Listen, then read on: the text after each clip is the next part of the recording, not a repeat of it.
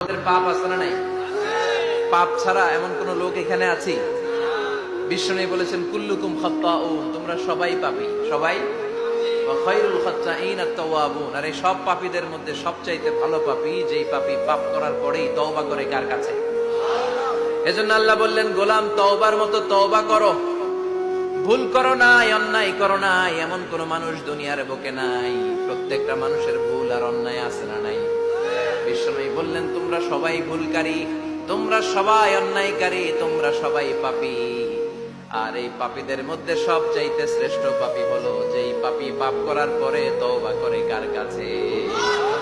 কত পাপ আমরা করছি, কোনো হিসাব আছে?